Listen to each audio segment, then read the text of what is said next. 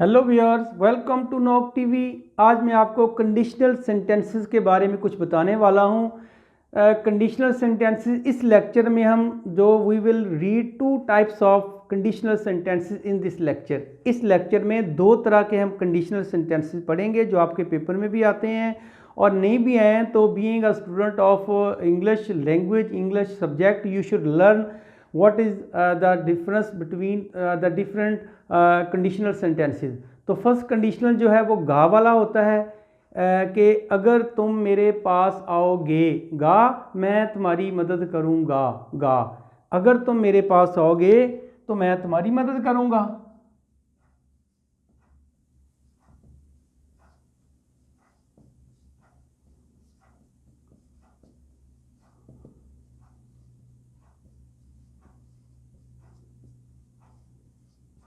तो इसी पैटर्न पे आप कितने बना सकते हैं। अगर वो मेहनत करेगा तो पास हो जाएगा, अगर वो ज़हीन होगा तो पास हो जाएगा, अगर वो मेहनत नहीं करेगा तो फेल हो जाएगा। तो गा वाले आप कितने भी बना सकते हैं, ये सारे इसी पैटर्न पे बनेंगे। एक पैटर्न मैं आपको बता देता हूँ। पैटर्न ये है कि जो इसमें जो अगर देखें, अगर और तो ये दो चीज़ें बताती हैं कि ये कंडीशनल सेंटेंस है।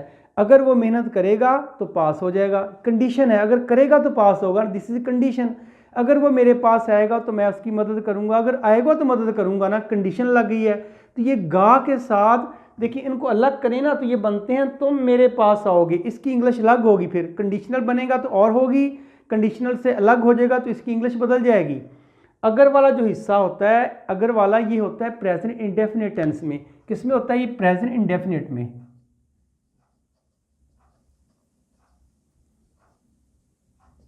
और जो तो वाला हिस्सा वो होता है फ्यूचर इंडेफिनिट में। इसका ये याद रखें आप कि गा वाला हो और अगर और तो से मिलाया गया हो, कंडीशनल हो, तो जो पार्ट अगर वाला है इफ वाला पार्ट प्रेजेंट इंडेफिनिट में होगा और जो तो वाला पार्ट है वो होगा फ्यूचर इंडेफिनिट में। तो कैसे, यही इसी को हम बनाते हैं। अगर तुम मेरे पास आओगे, if you come to me. देखें, इफ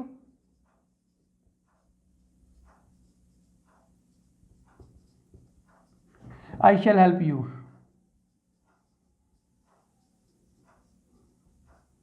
अब देखें, if you come to me, if को छोड़ दें आप, यू कम टू मी इसका मतलब है तुम मेरे पास आते। लेकिन जब इफ़ लग गया इसका मतलब ते ख़त्म हो गया, अगर तुम आओगे गे बन गया। तो आई शैल हेल्प यू, मैं तुम्हारी मदद करूँगा। क्लियर? इसी को अगर हम मैं तुम की बजाय वो लगा लूँ, अगर वो मेरे पास आएगा तो मैं उसकी मदद करूँगा, मैं तुम हटा के वो लगा लेता हूँ तो मैं उसकी मदद करूँगा। जब वो लग जाएगा देखें क्या होगा फिर, if he comes to me I shall help।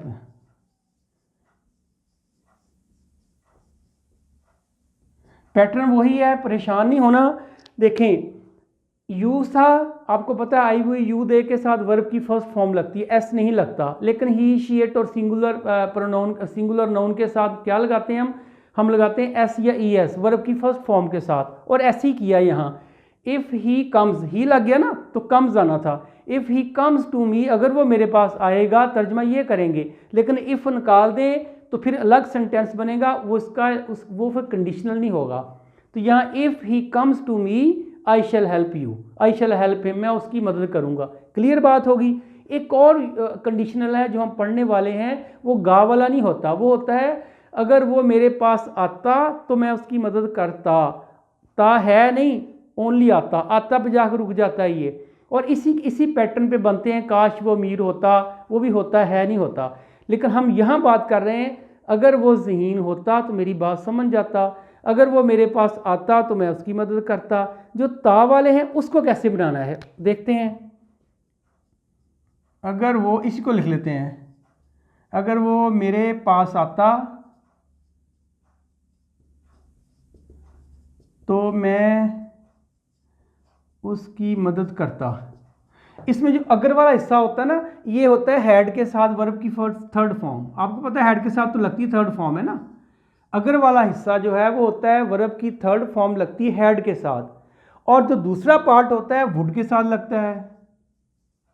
Would आपको पता है कि मॉडल है, मॉडल आएगा तो इसके साथ वर्ब की फर्स्ट फॉर्म आएगी, तो हैव आएगा, वुड हैव। और जब वुड हैव लग जाएगा, आपको ये पता है कि हैज हैव के साथ वर्ब की थर्ड फॉर्म लगती है, तो यहाँ वर्ब की थर्ड फॉर्म लगेगी। तो ये होगा तो वाले पार्ट के लिए और ये होगा अगर वाले पार्ट के लिए। क्या मैंने बताया है, अगर जो ता वाले की बात कर रहा हूँ, अगर वो मेरे पास आता तो मैं उसकी मदद करता। ता वाला पहले मैंने बताया था गा वाला। ता वाले में क्या, अगर वो मेरे पास आता, इफ आगे लगा लें, he had come to me, if he had come to me I would have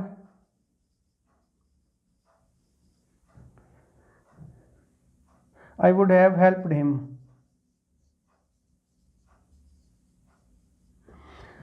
तो अगर वो मेरे पास आता मैं उसकी मदद करता। इफ ही हैड के साथ वर्ब की थर्ड फॉर्म ये हैड है और ये थर्ड फॉर्म है, और ये वुड है, मॉडल है, मॉडल के साथ हैव लगा, फर्स्ट फॉर्म, हैव लगा तो थर्ड फॉर्म लगनी है, तो वुड हैव के साथ थर्ड फॉर्म ये किस में आएगा, ये आएगा ता वाले में। ता वाले में एक और देखें, वो थोड़ा सा मैं आपको ट्रिकी है थोड़ा सा, इस तरह है, अगर वो अमीर होता, अगर वो अमीर होता तो मेरी मदद करता। क्लियर, अगर वो अमीर होता तो मेरी मदद करता। If he had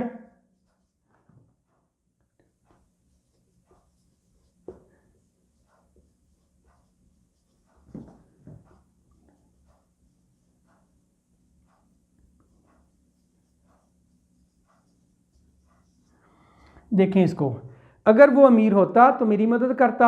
if he had के साथ क्या लगना था, वर्ब की थर्ड फॉर्म, लेकिन यहां तो वर्ब है ही नहीं। If he had rich verb तो नहीं ना, या तो रिच वर्ब हो, रिच्ड, फिर तो ठीक है, इसको हम रिच्ड लगा देंगे यहां, लेकिन रिच वर्ब नहीं है।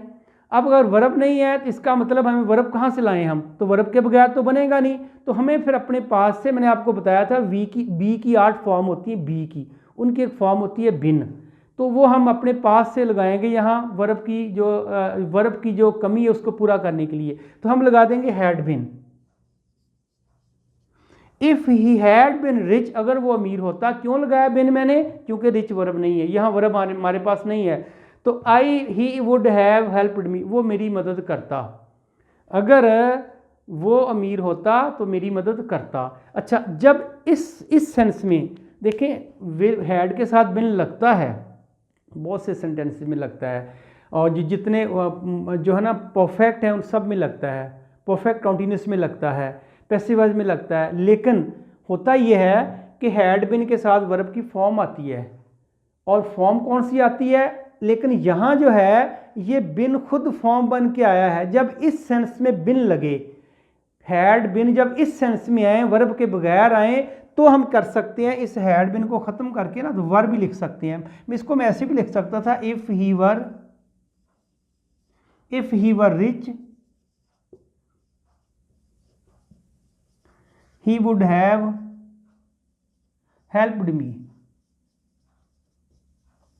फिर देखें ये रिच वर क्यों लगाया, अब आप कहेंगे ही के साथ तो वर नहीं आता, ये वर वो नहीं है जो आप समझ रहे हैं, ये वर जो है हैड बिन को रिप्लेस किया गया है, और यहाँ वर आता है और इसी सेंस में आता है। यहाँ अगर कोई एक स्टूडेंट ने पूछा था कि वर ही के साथ कैसे आ गया, तो इस सेंस में आता है जब हैड बिन की जगह पे आए वो, और जहाँ पे वर्ब नहीं होगा वहाँ बिन का काम करेगा ये।